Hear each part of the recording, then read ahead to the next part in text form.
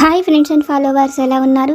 మనమంతా సంతోషంగా ఆరోగ్యంగా ఉండాలని, ఆ శంకు చక్రధరుని చల్లని చూపులు మన అందరిపైన ఉండాలని, మనం చేసే ప్రతి పనిలోనూ ఆ సాయినాథుడి కరుణా కటాక్షాలు, దివ్యానుగ్రహం మనకు ఎల్లప్పుడూ తోడుగా ఉండాలని మీ అందరి తరపున నేను కూడా బాబా గారిని కోరుకుంటున్నాను. ఫ్రెండ్స్, మన ఛానల్ ఎవరైనా ఫస్ట్ టైం చూస్తుంటే సబ్స్క్రైబ్ చేసుకొని ఒక లైక్ ఇవ్వండి. దానివలన మన సాయినాథుని వీడియోస్ సమస్యల్లో ఉన్న మరికొంతమంది సాయి బంధువులకు చేరతాయి. బాబాగారు మనతో చెప్పే ఆ దివ్య వాక్కులను వినటం వలన బాబాగారి దివ్య అనుగ్రహంతో పాటు మనసుకు సంతోషము, మనం కోరుకున్నవి నెరవేరతాయి అనే ఆనందంతో పాటు బాబాగారు మన కష్టకాలంలో మనతో పాటే ఉన్నారు అనే నమ్మకం కూడా కలుగుతుంది. శ్రద్ధ, సబూరి అనేవి బాబాగారు మనతో చెప్పిన గురుతుల్యమైన అమృతవాక్కులు. మనపై బాబాగారి అనుగ్రహం ఎప్పుడూ ఇలాగే ఉండాలని మనస్ఫూర్తిగా మనందరి తరపున బాబాగారిని వేడుకుంటున్నాను. ఈరోజు కూడా బాబాగారు మనకు ఒక అద్భుతమైన సందేశాన్ని అనుగ్రహిస్తున్నారు. బాబాగారు మనల్ని అనుగ్రహించి మనతో చెప్తున్న ఆ దివ్య సందేశాన్ని ఆ తండ్రి వాక్కుల ద్వారానే విని తెలుసుకుందాం. మనతో బాబాగారు చెప్తున్నారు, తల్లి, నేను ఎల్లప్పుడూ నీ మేలునే కోరుకుంటున్నాను. నువ్వు కోరిన సంతోషకరమైన జీవితాన్ని, ఆనందాన్ని పొందాలని మనసారా ఆశీర్వదిస్తున్నాను. కానీ వెంటనే నువ్వు నన్ను ఒక ప్రశ్న అడుగుతున్నావు కదా. నీ ముఖములోని ఆశ్చర్యము, ఆ ప్రశ్న నాకు స్పష్టంగానే తెలుస్తున్నది. అదేమిటంటే, తల్లి సాయి, నేను ఏమాత్రము సంతోషంగా లేను. నా అనుకున్న వారంతా నాతో ఉన్నప్పటికీ నా బాధ పంచుకునేందుకు నాకు తోడుగా ఒక్కరు కూడా లేరు. నా జీవితంలో సంతోషం అనేది వినేందుకు కూడా నేను నోచుకోలేకపోతున్నాను. బాబా, ఇలా ఎందుకు నాకే ఇన్ని సమస్యలు కలుగుతున్నాయి అని అడుగుతున్నావు కదా.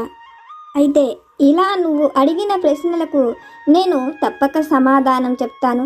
శ్రద్ధ, భక్తులతో విను తల్లి. బిడ్డ, నువ్వు నన్ను ఏది కోరుకున్నావో అది నీకు సంపూర్ణంగా లభించింది. నువ్వు కోరుకున్నది నువ్వు కోరిన రోజున నీకు చాలా సంతోషాన్నిచ్చినది. అయితే తల్లి, అంతా బాగానే ఉన్నది కదా.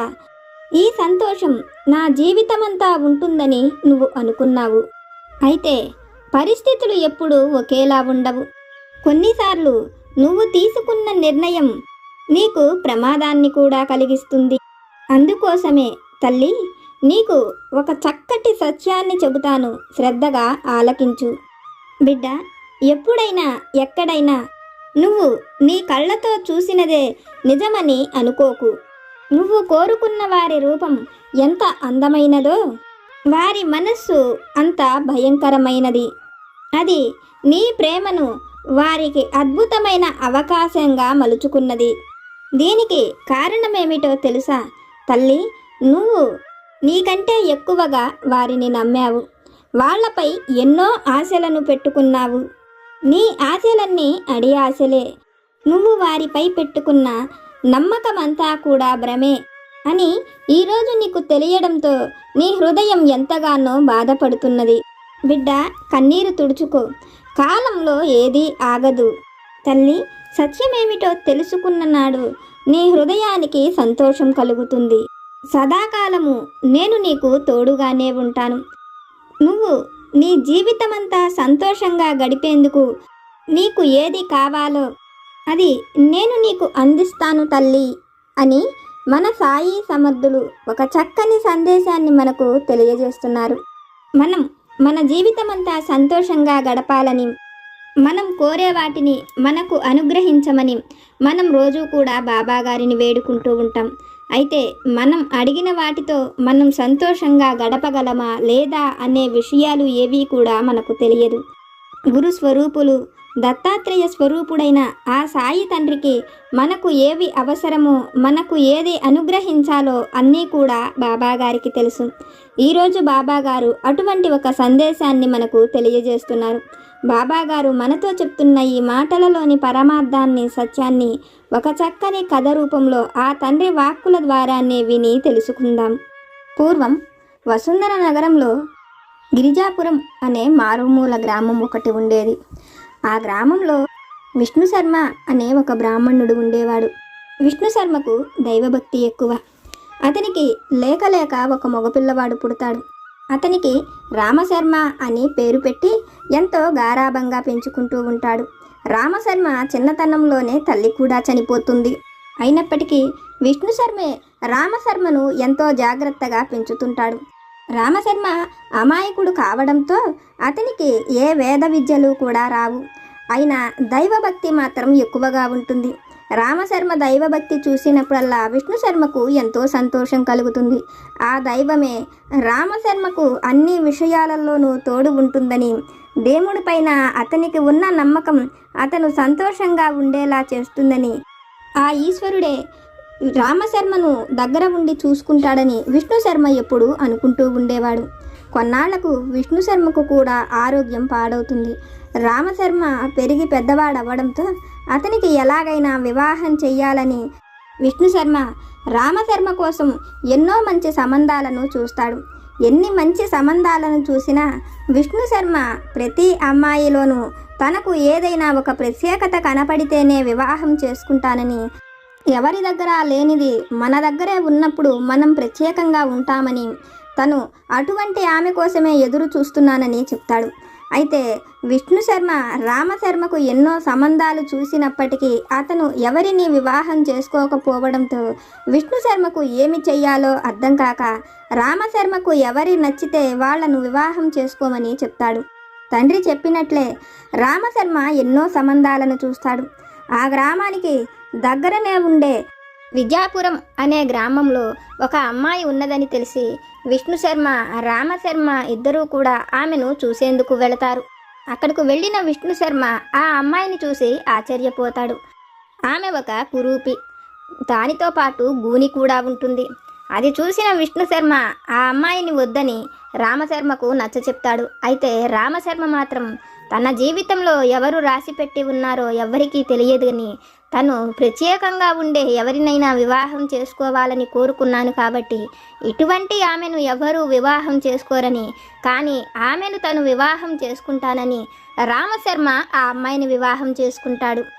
మొదటలో విష్ణు శర్మ ఆ అమ్మాయిని చూసినప్పుడల్లా తన కొడుకు అందచందాలకు ఇటువంటి కురూపి స్త్రీ భార్యగా లభించిందని బాధపడినప్పటికీ తన కోడలైన వనజాక్షి ఆలోచనలు, నిదాన స్వభావము చూసిన విష్ణు శర్మకు తన కొడుకు అన్నట్లే అతని తలరాతలో ఆమె రాసిపెట్టి ఉన్నదని, ఆమె రూపురేఖలు ఎలా ఉన్నప్పటికీ మంచి ఆలోచన కలిగిన మహాలక్ష్మి లాంటి కోడలు తన ఇంటికి వచ్చినదని విష్ణు శర్మ ఆ రోజు నుంచి కోడలిని ఎంతో ప్రేమగా చూసుకుంటూ ఉంటాడు. వనజాక్షి వచ్చిన తరువాత 1 ఏడాదికి విష్ణు శర్మ కూడా చనిపోతాడు. అయితే అమాయకుడైన రామశర్మను చూసినప్పుడల్లా వనజాక్షికి తన భర్తలో కూడా ఆలోచనలు మారితే కుటుంబం ఎంతో సంతోషంగా ఉంటుందని, ఆర్థికంగా స్థిరపడవచ్చని వనజాక్షి ఆలోచిస్తూ ఉంటుంది. అయితే రామశర్మ మాత్రం వనజాక్షి ఏ పని చెప్పినా చేసేవాడు. ప్రతిరోజు దేవతార్చన లేకుండా రామశర్మ బయటకు వెళ్ళేవాడు కాదు. దానివల్ల కుటుంబం ఎంతో సంతోషంగా ఉంటూ ఉంటుంది. ఒకరోజు రామశర్మ ఇండ్ల చుట్టుపక్కల వాళ్ళు రామశర్మను చూస్తూ అతను ఎన్నో సంబంధాలు మంచివి వచ్చినప్పటికీ తను ఎంతో ప్రత్యేకంగా ఉండే స్త్రీని వివాహం చేసుకుంటాను అంటూ ప్రపంచంలో ఎవ్వరూ దొరకనట్లుగా ఇటువంటి కురూపిదాన్ని వివాహం చేసుకున్నాడని, వాళ్లకు తగినట్లే సంతానం కూడా లేరని, ఒకవేళ పుడితే అటువంటి కురూపులే పుడతారేమో అని వాళ్ళు ఎగతాళి చేస్తూ ఉంటారు. అయితే రామశర్మ చాటు నుంచి ఈ మాటలు విని ఎంతగానో బాధపడతాడు. తన బాధను తన స్నేహితులతో చెప్పుకోవడం కోసం రామశర్మ ఆ ఊరి చివరన ఉండే చెరువు గట్టున ఉన్న తన స్నేహితుల దగ్గరకు వెళ్ళి ఆ విషయాలను చెప్తారు. రామశర్మ మాటలు విన్న అతని స్నేహితులు కూడా ఆ విధంగానే మాట్లాడతారు. వాళ్ళు అన్న విషయంలో ఎటువంటి తప్పు లేదని, నువ్వు ఎంతో ప్రత్యేకంగా ఆలోచించేవాడివని, మా అందరికంటే కూడా ఎంతో గొప్ప అమ్మాయిల్ని వివాహం చేసుకుంటావని మేము అనుకున్నాం, కానీ ఇటువంటి కురూపిని నువ్వు వివాహం చేసుకుంటావని మేము అనుకోలేదని రామశర్మతో మాట్లాడతారు. అయితే రామశర్మ తండ్రి చెప్పిన మాటలు రామశర్మకు గుర్తుకు వస్తాయి. భార్య మనసెరిగి నడుచుకుంటే జీవితమంతా సంతోషంగా ఉండవచ్చని, రామశర్మకు ఒక అనుకువైన భార్య దొరికినదని, ఆమె ఎంతో తెలివైనదని కూడా రామశర్మతో తండ్రి చెప్పిన మాటలు గుర్తుకు వచ్చి, రామశర్మ తన భార్య ఎంతో మంచిది కాబట్టి ఆమెను విడిచిపెట్టకుండా ఆమెను అందంగా మార్చేందుకు తను ఏదైనా చెయ్యాలని ఆలోచించి, తన తండ్రి ప్రతి జీవిలోనూ పరమాత్ముడు ఉన్నాడని, కాబట్టి మనలో కూడా ఎప్పుడూ పరమాత్ముడు ఉంటాడని, మంచిగా ఆలోచించే ప్రతి వారిలోనూ దైవం ఉంటుందని తండ్రి చెప్పిన మాటలు రామశర్మకు గుర్తుకు వస్తాయి. తనలోని పరమాత్మనే అడిగి తన భార్య అందంగా మారేట్లు చెయ్యాలని నిర్ణయించుకున్న రామశర్మ తన స్నేహితుల దగ్గర నుంచి ఇంటికి వస్తాడు. తన భార్యతో తను తపస్సు చేసుకునేందుకు వెళతానని, అయితే తనకు ఒక 50 బొబ్బట్లు, ఒక మరచెంబుడు నెయ్యి కావాలని అడుగుతాడు. ఆ మాటలు వింటూనే వనజాక్షి ఆశ్చర్యపోతుంది. 50 బొబ్బట్లు దేనికని అనుకోని, అయితే ఆ విషయమై రామశర్మను అడిగితే అతను ఏ సమాధానం చెప్తాడో, ఒకవేళ తను బాధపడతాడేమో అనుకొని వనజాక్షి అతను అడిగినట్లుగానే ఒక 50 బొబ్బట్లను తయారు చేసి అతను కోరుకున్న విధంగా ఒక మరచెంబు నిండా నెయ్యిని కూడా పోసి ఇస్తుంది. రామశర్మ తను కొద్ది రోజుల్లో వస్తానని చెప్పి వాటిని తీసుకుని ఇంటి నుంచి దూరంగా అడవికి వెళతాడు. అడవిలో కూర్చొని అతను ఆ బొబ్బట్లను తనలోని పరమాత్ముడు తింటున్నాడనుకుంటూ వాటి మీద నెయ్యి పోసి తనలో ఉన్న పరమాత్మను ఆ బొబ్బట్టులు తిని తను కోరిన ఆ కోర్కెలను తీర్చమంటూ ఒక్కొక్క బొబ్బట్టును తింటూ ఉంటాడు. ఒక 10 బొబ్బట్లు తినేటప్పటికే రామశర్మ శరీరం సహకరించకపోగా పొట్ట ఇబ్బంది పడుతూ ఉంటుంది. అయినప్పటికీ తనలోని పరమాత్ముడు సంతోషిస్తాడని, ఆ బొబ్బట్లు తిని తను కోరుకున్న వరాన్ని అనుగ్రహిస్తాడని అనుకుంటున్న రామశర్మ తనలో ఉన్న పరమాత్ముడిని ఆ బొబ్బట్లు తినమంటూ అక్కడ ఉన్న ఆ బొబ్బట్లన్నీ తినే ప్రయత్నం చేస్తూ ఉంటాడు. అయితే భూలోక విహారం కోసం మారు రూపంలో 2 రామచిలుకలుగా మారి పార్వతీ పరమేశ్వరులిద్దరూ తిరుగుతూ ఆ చెట్టుపైకి వచ్చి కూర్చొని ఉంటారు. చెట్టు కింద ఉన్న ఆ రామశర్మ తనలో ఉన్న పరమాత్ముడిని తినమంటూ ఆ బొబ్బట్టులు తినటం చూసి వాళ్ళు ఆశ్చర్యపోతారు. రామశర్మ అదే విధంగా తింటే చనిపోతాడని, అతను ఒక అమాయకుడని అతని మాటల్లో తెలుసుకొని ఆ చెట్టు కిందకు వచ్చి పక్షులు 2 కూడా నిలబడతాయి. అది చూసిన రామశర్మ, నాలో ఉన్న పరమాత్ముడు ఎలా తింటున్నాడో మీరు కూడా తినండి అంటూ ఆ పక్షులు 2టికి 2 బొబ్బట్లు పెడతాడు. అతని అమాయకత్వము, అతని ప్రేమను చూసి సంతోషించిన వాళ్ళిద్దరూ తమ నిజ రూపాలలో రామశర్మకు కనబడటంతో రామశర్మ ఎంతో సంతోషిస్తాడు. తనలోని పరమాత్ముడు సంతోషించి వాళ్ళిద్దరూ కనపడుతున్నారని ఆనందపడతాడు. అయితే రామశర్మను చూసిన వాళ్ళిద్దరూ అతనికి కావలసినవి ఏమిటని అడుగుతారు. అందుకు రామశర్మ అతని భార్య గురించి చెప్పి, ఆమె అందచందాలు అంతగా లేవని, అయితే అమ్మవారిని చూస్తున్న అతనికి అమ్మను తనకు ఇస్తే తీసుకువెళతానని అడుగుతాడు. ఆ మాటలు విన్న ఈశ్వరుడు రామశర్మ అమాయకుడని, అందుకనే అమ్మను కోరుకున్నాడని, అతనిలో ఏ చెడు ఉద్దేశము లేదని తెలుసుకొని రామశర్మతో, నువ్వు అమ్మవారిని తీసుకువెళ్ళి నీ ఇంట ఉంచుకోవటం కష్టమని, అయితే నువ్వు కోరుకుంటే మరి ఏ వరాన్నైనా అనుగ్రహిస్తానని చెప్తాడు. ఆ మాటలు విన్న రామశర్మకు అమ్మవారిని తీసుకువెళ్ళడం కంటే తన భార్యనే అందంగా మార్చమని కోరుకుంటే సరిపోతుందని ఆలోచించి తన భార్యను అందంగా మార్చమని అడుగుతాడు. ఆ మాటలు విన్న ఈశ్వరుడు, నీ భార్య ఎంతో గొప్ప అందగత్తె, ఆమె మనస్సు సౌందర్యము మరెవరికీ లేదు, అటువంటి ఆమెను నువ్వు ఇంకా ఏమి మార్చాలని కోరుకుంటున్నావు? దేవుడు నీకని అనుగ్రహించినది ఏదైనా అది మంచిదే అనుగ్రహిస్తాడు కదా అని రామశర్మతో అంటాడు.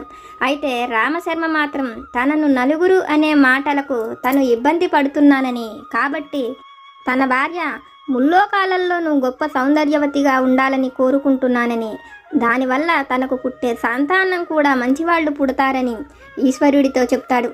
రామశర్మ మాటలు విన్న ఈశ్వరుడు రామశర్మ అమాయకుడు అవ్వడం వల్లనే తను నిజాన్ని గ్రహించలేక ఈ విధంగా మాట్లాడుతున్నాడని తెలుసుకుని రామశర్మతో, అలా అయితే నువ్వు ఇంటికి వెళ్ళి నీ భార్యను అడిగి అప్పుడు మంచి ఆలోచన చెయ్యి.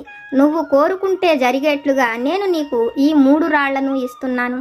వీటిని నువ్వు 3 సార్లు మాత్రమే ఉపయోగించి నీకు కావలసిన 3 వరాలను పొందగలవని రామశర్మకు ఆ రాళ్లను ఇస్తాడు. రామశర్మ ఎంతో సంతోషంగా ఆ 3 రాళ్లను తీసుకొని తన ఇంటికి వెళ్ళి భార్య వనజాక్షికి జరిగిన విషయాలను చెప్తాడు. రామశర్మ మాటలు విన్న వనజాక్షి, ఈశ్వరుడు మనకు అనుగ్రహించిన వాటితో మనం సంతోషంగా ఉండగలం, కానీ మనం ఆయన చెప్పిన వాటిని కాదని మనం కొత్తవి ఏదైనా కోరుకోవటం వల్ల వచ్చేది సమస్యలే కానీ మరేమీ రాదని, భార్య అందచందాల గురించి ఆలోచించవద్దని, మంచి సంతానము, చక్కటి ఇల్లు, సుఖ సంతోషాలతో ఉండాలని కోరుకోమని చెప్తుంది. అయితే రామశర్మ మాత్రం తను అందంగా లేనప్పుడు చక్కటి సంతానం ఎలా కలుగుతుందని, మనకు ఎంత ధనం ఉన్నా మంచి సంతానము, చక్కటి భార్య లేనప్పుడు ఆ విలువ కలగదని, అందుకోసం తను తెచ్చిన ఆ రాళ్లల్లో నుంచి ఒక్క రాయి మాత్రం తన కోసం ఆమె ఎంతో అందంగా, అపురూప సౌందర్యవతిగా, ముల్లోకాలలోనూ గొప్ప అందగత్తెగా మారాలని కోరుకుంటానని, మిగిలిన 2 కోరికలు ఆమె అడిగినట్లుగానే ఒక చక్కటి ఇల్లు, మంచి సంతానము కావాలని కోరుకుంటానని భార్యతో చెప్తూ, ఒక రాయిని తను ఈశ్వరుణ్ణి మనసారా తలుచుకొని తన భార్య తను అనుకున్నట్లుగా గొప్ప సౌందర్యవతిగా కావాలని కోరుకొని ఆ రాయిని తీసి పక్కకు పడేస్తాడు. ఆ క్షణమే అతని భార్య ఎంతో గొప్ప సౌందర్యవతిగా అవుతుంది. మరుసటి రోజు నుంచి రామశర్మ అతని భార్య గొప్ప సౌందర్యవతిని, ఆమెను తన గురించి చులకనిగా మాట్లాడిన వారందరికీ కూడా చూపిస్తాడు. అది చూసిన వాళ్ళందరూ కూడా అంత గొప్ప సౌందర్యవతిని ఎప్పుడు చూడలేదని, రామశర్మ ఈశ్వరుడి అనుగ్రహంతో ఆమెను పొందగలిగాడని, ఆమె అంత గొప్ప సౌందర్యవతిగా మారిందని అందరికీ కూడా తెలుస్తుంది.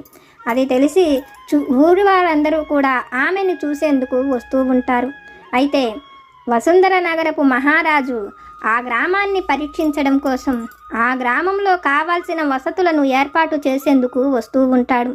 అయితే మహారాజుకు దాహం వేసి అతని గుర్రాలకు కావాల్సిన నీరును తాగేందుకు వాళ్ళు ఆ ఊరి చెరువు దగ్గరకు వెళతారు. ఆ ఊళ్ళోని ఆడవారంతా ఆ చెరువు దగ్గర నీళ్లు ముంచుకునేందుకు వస్తారు. వాళ్ళందరితో పాటు అక్కడికి రామశర్మ భార్య కూడా వస్తుంది. అయితే మహారాజు ఆ దగ్గరలోనే ఉండి తన గుర్రాలకు నీటిని పడుతూ రామశర్మ భార్యను చూస్తాడు. రామశర్మ భార్యను చూస్తూనే మహారాజు ఆశ్చర్యపోతాడు. అంత గొప్ప అందగత్తెను తను ఎప్పుడూ చూడలేదని, మహారాణి కంటే కూడా గొప్ప అందంగా ఉన్నదని, ఆమె ఎవరో ఆమె వివరాలను తెలుసుకోమని సైనికులకు చెప్తారు. సైనికులు ఆమె రామశర్మ అనే వ్యక్తి భార్యని, అతనికి ఉండేందుకు చిన్న ఇల్లు కూడా లేదని, ఒక పేద బ్రాహ్మణుడని, అంతేకాకుండా అతను ఉత్త అమాయకుడని, ఆమె ఎంతో గొప్ప తెలివిగలదని, ఆమె గురించి ఎన్నో విషయాలను తెలుసుకున్నామని, ఆ విషయాలన్నిటినీ కూడా మహారాజుతో చెప్తాడు.